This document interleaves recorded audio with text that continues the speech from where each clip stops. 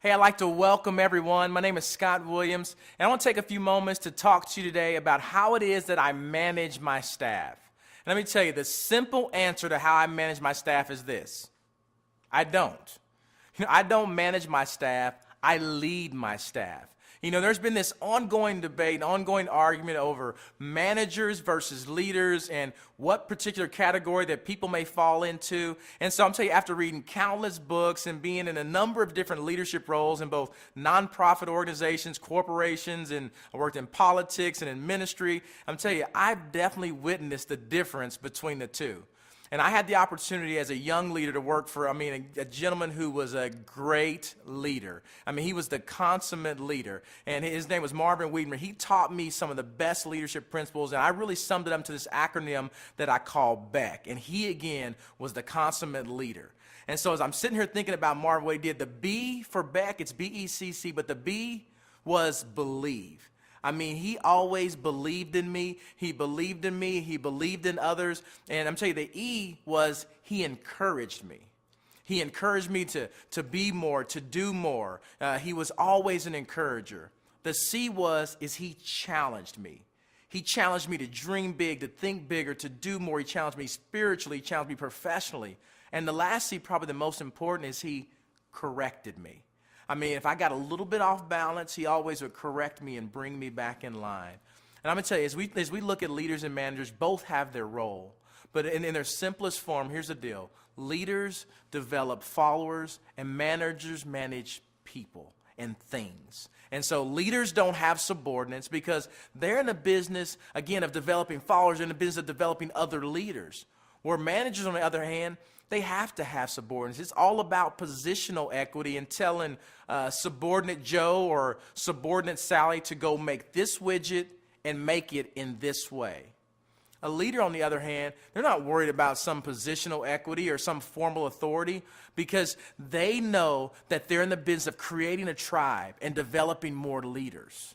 And what we have to understand is that the business of following, it's voluntary. It's a voluntary action. And a lot of times, managers don't even realize this. And so the challenge for most managers, they don't realize that they're managing. They're confusing managing with leadership. And so I'm going to help us to look at these 10 simple category principles and category comparisons that will compare the difference between a manager and a leader. And so the first thing, when it comes to essence, the essence of all of this, managers, they're all about stability. Where a leader, on the other hand, they're all about change. When it comes to rules, managers make the rules, leaders, they break the rules, for the sake of their organization, for the sake of what they're leading. When it comes to approach, it's all about, for managers, all about planning the details. Where a leader, it's about setting the direction, this is where we're going. And when it comes to culture, managers, they execute. And where leaders, they shape the culture. When it comes to conflict, managers oftentimes avoid conflict.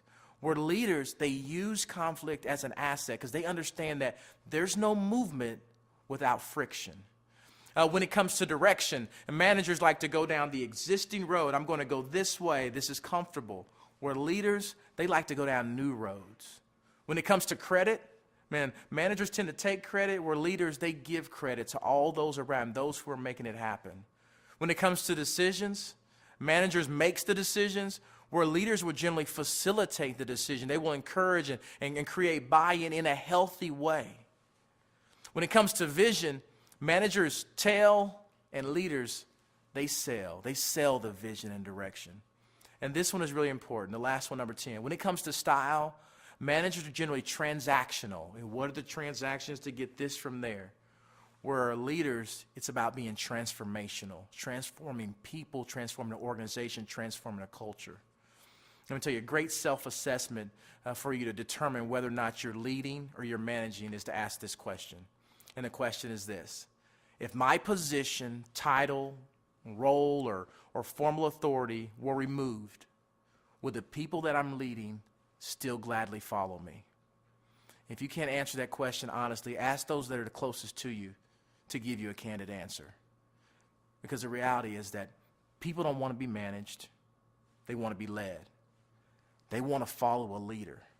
I mean, just think about it. You're sitting there right now. You're listening to people. You don't get excited about following world managers. You don't get excited about following business manager, education manager, religious managers. But you do get excited about following world leaders and business leaders and education leaders and religious leaders. Managers change things. Leaders change the world. I'm telling you this, I remember this quote from an Apple commercial. It was a campaign they did in the 1990s, a Think Different campaign. It featured MLK and Picasso and Gandhi and Einstein and others. And the commercial ended with this line. It said, "The people who are crazy enough to think they can change the world are the ones that do." Be a world changer. Be a leader.